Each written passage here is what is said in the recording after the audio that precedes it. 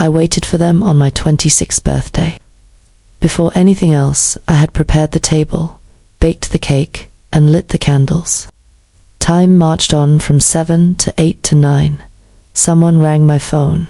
A note from Mum. I apologize. A surprise birthday celebration was thrown at Sophia's launch party. I hope that is clear.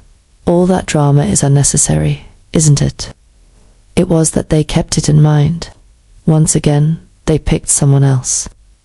Her actual birthday wasn't even celebrated at my sister's celebration. Nevertheless, there were decorations, a DJ, and news coverage. A single flickering candle, leftovers, and complete quiet were mine. That night, I remained composed. Looking at the empty plates made it all clear. I had never met the requirements for love in this family. Someone else had noticed everything, and I didn't know about it. Months down the road, those 5 words would alter the course of my life. You are deserving of better. When I was a kid, I didn't know there was a term for favoritism in our household. I just assumed it was something kids made up when they felt excluded. Historic Sophia, a golden girl, she was. The one whose flawless curls, effortless grin, and chuckles seemed to convey approval stood out. She had amassed her own Instagram following by the time she reached the age of 12. At the age of 14, she had set up her very own little photography business. At the same time, my bedroom wall was covered in sticky notes that no one else ever read, and my sketchbooks were full of designs that nobody ever looked at.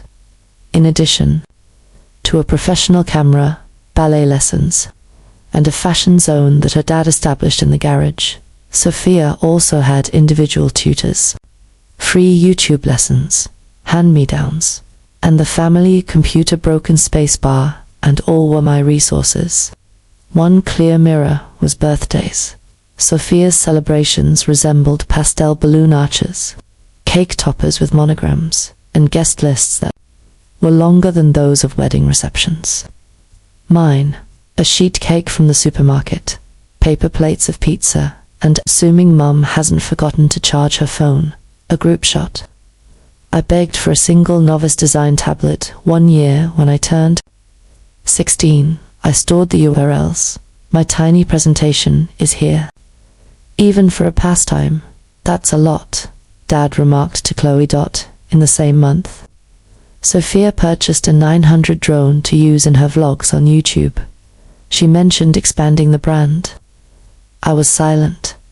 Never did I thought that in the long run, all I needed to do was put in more effort, maintain good grades, and be more helpful. But the time had not yet come. People would swarm to Sophia for family reunions. Her charisma is contagious. Take a look at her most recent shoot. Afterwards, they would gaze at me and inquire, "You seem quite elderly, don't you?" In the same way that I was the haze in Sophia's portrait. My expectations waned as time went on. My invitations ceased, but things were different this year. For the first time in my life, I was able to organize a birthday dinner since I had a decent job, a tiny apartment, and enough savings. Glitz was not what I desired. A one night when I wasn't completely unnoticed. Accordingly, the invitations were dispatched. My name is I cooked. In my absence, the table was laid. All the meantime, I did nothing. Somewhere, in the subsequent stillness, shattered not only my heart, but also the year's worth of tales. I had told myself to justify their actions, because it's natural to shift the focus from wondering what's wrong, with you two wondering what's wrong with your family, when they purposefully avoid celebrating your birthday. I double-checked the time. 2 o'clock. Very well, perhaps they were behind schedule. I fluffed the throw pillows, warmed the garlic bread, and adjusted the light dimmer. The soft hum of my playlist filled the air, carefully selected for your comfort, jazzy and cozy. A 6-person birthday feast. I was only seeking that. Dear mother, dear father, Historic Sophia. If Grandpa felt good enough, maybe. Moreover, I printed adorable little name cards for every seat and created Ben's, Sam's, and Mum's favorite .7.34. Not a single thing. A brief "Hey, is everything okay?" was all I sent. Has joined the family chat. I got no response at 6 p.m. In any case, I blew out the cakes, candles, not because I held on to the hope that they would show up, but because the deafening quiet was getting to me. Raisins and rejection wafted around my apartment. My phone then started to ring. Dear Mother, greetings, my darling. Additionally, Sophia's launch party doubled as a surprise birthday bash. Completely unanticipated, is it clear to you? Currently, she is experiencing significant pressure. Later this week, we will celebrate with you. Next, 2 words that landed like a punch in the face. Do you see the picture? No, obviously I didn't. Reason being, it had happened before. By no means was it the 10th. This was their first attempt at not calling, though. They made no effort to act as if they were ensnared in traffic. I was not asked if I was okay. I just sent her a casual text to explain why she made my day once. Again, for quite some time, I just looked at the cake. Frosting made of strawberry puree and vanilla bean. It had been handcrafted by me. Now, as the gentle light of the candles warmed the sugar flowers, they began to melt. Oh no, I didn't kill them. No wish was made. Why was it even necessary? Seated down, I cut myself a slice. Next, yet another, with no desire to eat. As a mere filler, it felt like I was swallowing years' worth of justifications with every bite. Checked Instagram one final time to make sure to dash any remaining hope. Yes, I saw it. Historic Sophia, resting beneath an arch of rose gold balloons that bore the words Queen Energy in glitter script. A tiara was around her neck. It is understood, with champagne in hand. Her parents stand behind her, their smiles broad. The caption: sending birthday wishes to the people that mean the most to me as I celebrate my newest achievement with them, those who are most important. Then it appeared, with color. They had decided against coming. They had made the conscious decision to ignore me and be somewhere else. None of that made me weep. Perhaps not immediately. Before putting the leftovers in a Tupperware container that I would never open again, I rinsed the plates and extinguished the candles. It was Chloe's birthday, so I knelt down in the dark and uttered the words ... to jog my memory that I existed. The clock read 9:30. Coldness had set in on the food. Everyone had extinguished the candles. Just as I was about to remove my makeup, I changed into my pajamas. Someone is knocking. As if uncertain of whether they were even invited, 3 gentle taps were made. I remained motionless first. Feeling emotionally and psychologically drained, my brain failed to perceive that noise as genuine. It returned afterwards. At least 3 attempts at entry. I limped barefoot to the entrance, exhaustion weighing me down. I was on the verge of dropping the towel I was holding when I opened it. Hi, Grandpa. He appeared right there. Look at this 83-year-old Walter. He's wearing a grey cardigan, pants, and that weathered leather messenger bag that he's had since I was a little girl. With a little crooked silver ribbon, he clutched a small square box wrapped in blue paper dot. Plus, there was this gentle smile that undid me entirely. Pardon my tardiness, he apologized. There was a deluge of traffic. I also have lost some of my former speed. Gesturing, I blinked.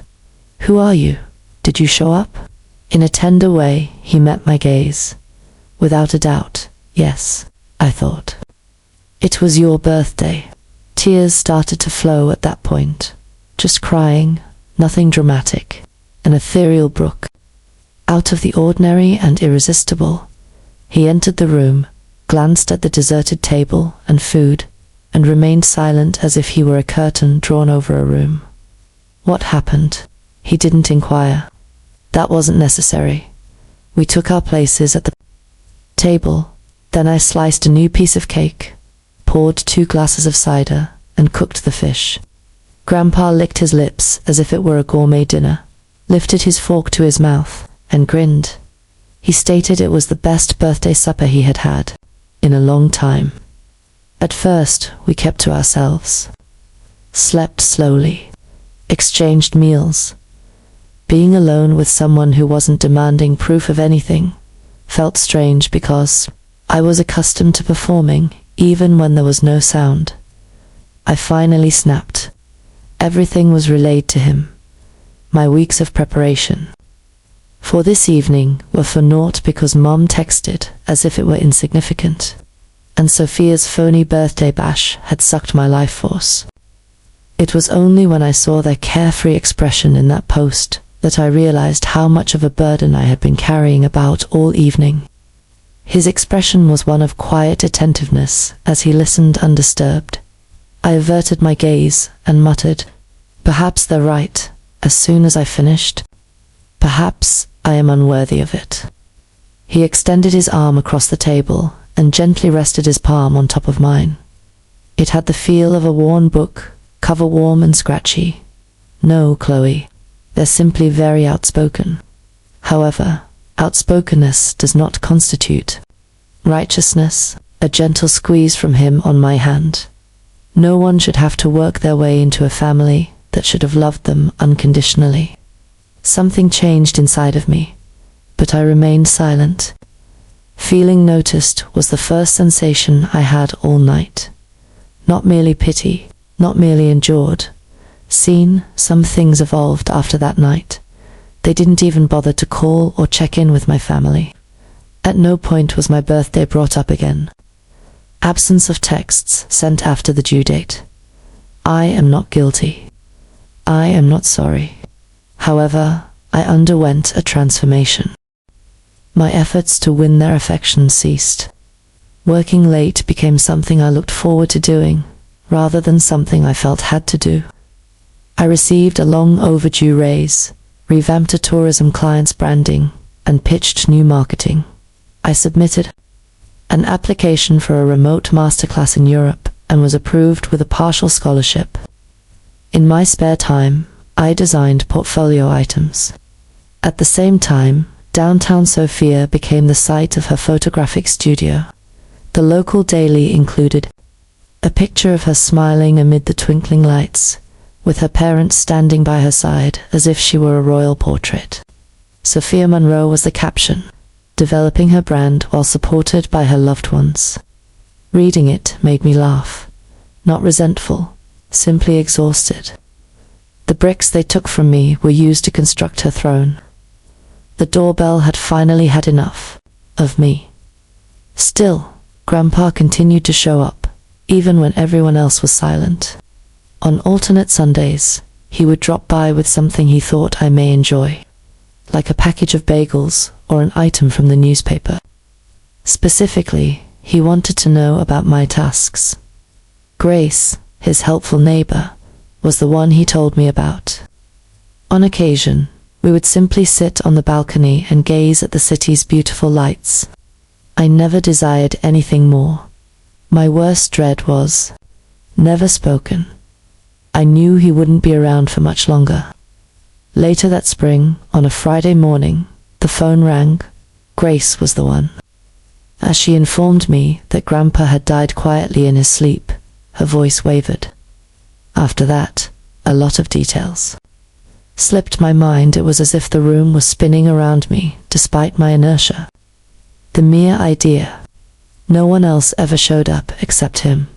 A little chapel next to his home was the site of the funeral.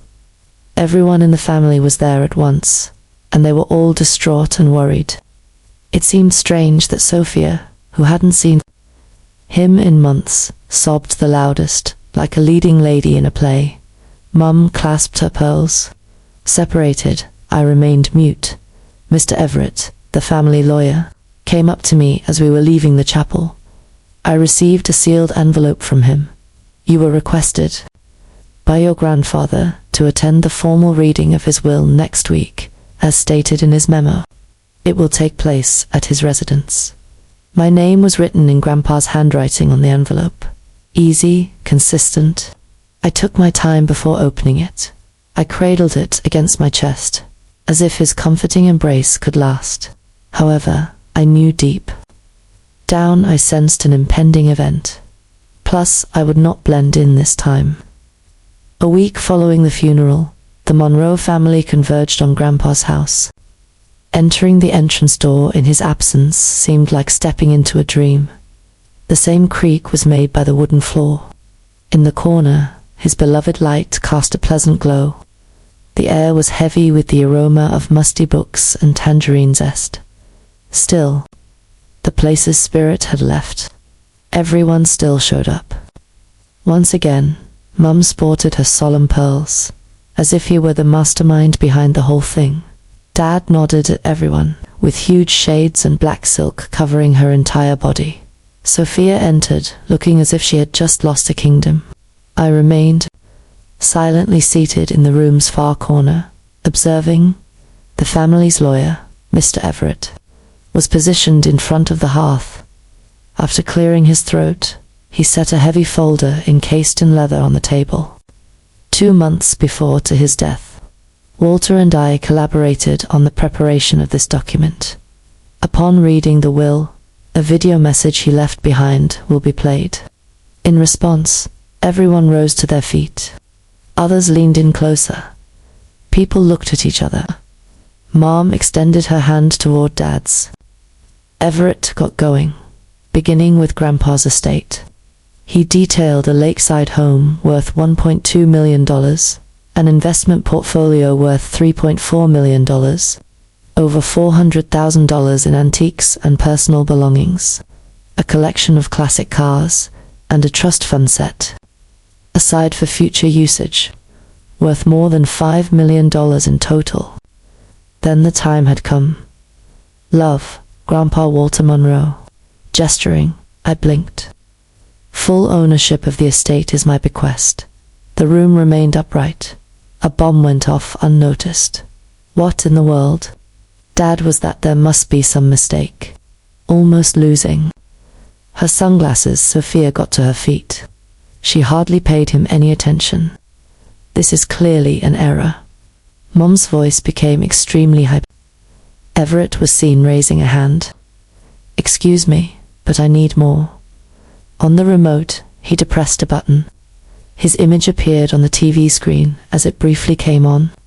Sitting on the porch, Grandpa, donning his signature cardigan, stares directly into the camera. I am likely already gone if you are viewing this.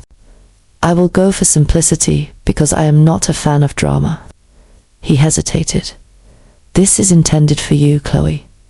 The gazes of everybody around me suddenly shifted to me. You grew up in the shadows of those who ought to have embraced and sheltered you. But instead, they continued to steal from you, me, and each other. You were never one to request anything. All you ever did was give. Scoff, Sophia said. This is completely absurd, yet Grandpa persisted in his speech. The old adage goes something like, love is thicker than blood. I love you more than either of them. Once again, he stared directly into the camera. I'm entrusting everything to you because of that. A subtle nod was his way of concluding the statement. Honesty, without sentimentality or farewells. The TV was turned off by Everett. Silence fell. Mom did it first. I am betrayed. I can tell you what it is. He raised us as his own. The time has come for me to stand. I won't argue. I don't mean to provide an argument. Enough said. You were born into his family. I was picked by him. I then departed from the room. The rest was unnecessary for me to hear the requests, the charges, the game of spin, because I became a parent at that same second. You couldn't ignore me. For 3 days, they failed to make contact. And then, as if on cue, the water started. A person began by pounding on my door. There she stood, Aunt Denise, with a pie in her hand, that she obviously hadn't baked, and I hadn't spoken to her since I was 15. Her teeth were fragile, and her eyes darted about the apartment as if she were taking measurements. "My darling, I just wanted to see how you've been doing. The will is being processed by all of us." How unexpected. Next was the change. "In any case, your uncle has been experiencing cardiac issues. It is our hope that he can be seen by a professional. In Boston, what insurance does cover is limited. 40 years old. All we require is 0. This is only a loan, naturally." I kept my composure. "I apologize. Sorry, but I'm not allowed to assist you." A grin began to split. As soon as she departed, the pie remained on my kitchen counter. Next up was Drew, my cousin. In all honesty, he was merely passing through. For a business idea, I needed 10-0. Sophia came next. This time, it's a phone call. "Chloe, you are aware that this is unfair, aren't you? We are related." This time I listened as she spoke, paid attention as her tone went from lovely to scathing. "Imagine being the rightful heir to everything just because you made an emotional video. Nobody cares about you. A backup plan is you." I remained silent, received a call just now. Mum, though, was the one I had anticipated and always expected, unannounced. She arrived, presumably retaining her authority. She stood at my doorway. Dessert not included. Just the facts. Speak to each other. I invited her in. Sitting down on my couch, she seemed to have no qualms about returning. "I am not sorry. Logic alone, I am in a bad place, and so is your father, the home and the loan. In order to facilitate Sophia's studio launch, we sacrificed everything. We had faith that she would be the one to lift us all up. Put it down. You have the means at your disposal today. You certainly do not wish for our ill health as we age." I stared at her intently for quite some time. Gently, I remarked afterwards, "You once said that my birthday was undeserved. I didn't require any sort of celebration, acknowledgement, or even nourishment." Then she blinked. "It is etched in my memory." I kept speaking in a steady tone. "I was incorrect. It was all justified. The artwork I've created is now mine to keep. No matter how convenient it is, that doesn't give you the right to share in it." Her jaw dropped. I shut it. Later, they got to their feet. No sound.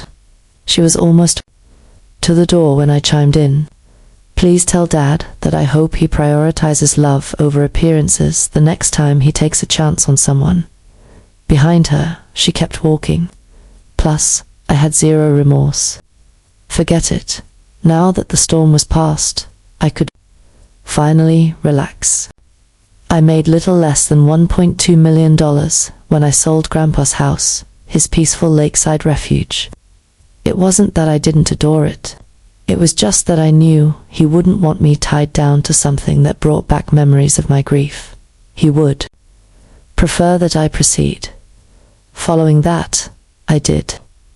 I rented a sunny loft in a peaceful area of Boulder, with white brick walls and an ivy-covered balcony using some of the money, a spot that seemed unique to me. The next thing I knew, I was staring at a blank proposal on my laptop, the flickering cursor, and I was beginning to construct something greater than me. The invisible scene was my name for it.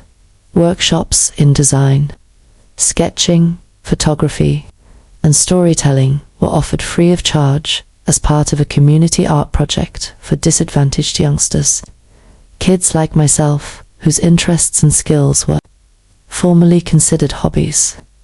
Additionally, I established scholarship pathways, purchased equipment, and engaged local artists. We received 65 applications in just 3 months. Some of them had never even had a pencil in their hands. They were now obtaining internships and creating internet portfolios. A girl named Miller brought up memories of my own. "Keep silent. completely disregarded. Upon receiving her first compliment, she broke down in tears. I also shed tears since I realized the exact reason. Perhaps it was the whole idea. My history was out of my hands. Birthdays that never occurred cannot be rewritten. On the other hand, I could end it. My weekly show, The Unbirthdays, airs on Saturdays. We commemorate nothing in particular by getting together in the studio and eating cake. Perhaps all individuals, balloons, handwritten cards, and music are now available to kids who have never experienced a party. Why do you do it? They ask me occasionally. Because you deserve it, is all I can say with a smile. It takes some time before they believe me. The point remains, though, until they eventually respond. A little envelope of cream color conveyed it. There is no return address provided. Not a mark dot, not a single one. The handwriting was the same steady, deliberate style I'd been familiar with since I was a kid. A letter was neatly folded into thirds within. Avoid using legalese. I am not given any instructions. Only he, if this has reached you, Chloe. It signifies that I have departed. You shouldn't dwell on that bit for too long. The most rewarding aspect of my lengthy existence has been witnessing your journey towards self-expression. You were probably alone on your birthdays. The dinners, the acclaim, and the love all disappeared. There it was, I beheld every detail. My apologies for the delay in intervening.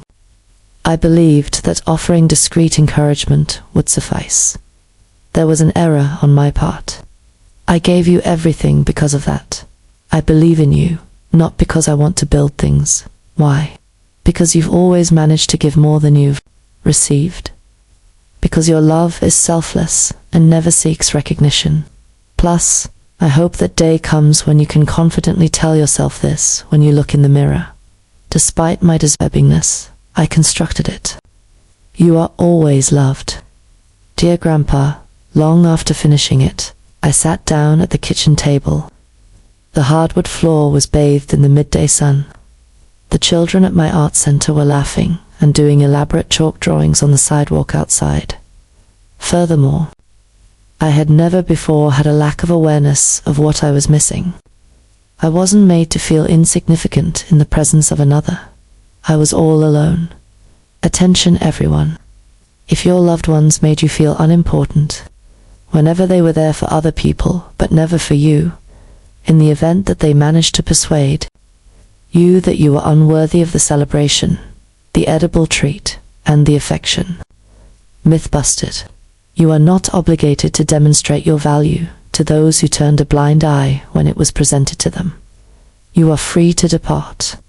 Create your own tranquility. Your past doesn't have to dictate who you become. You are more than what they withheld from you. In spite of everything, you are what you made yourself to be. What about that? That holds greater power than any bequest, inheritance, or forgotten birthday they may have had.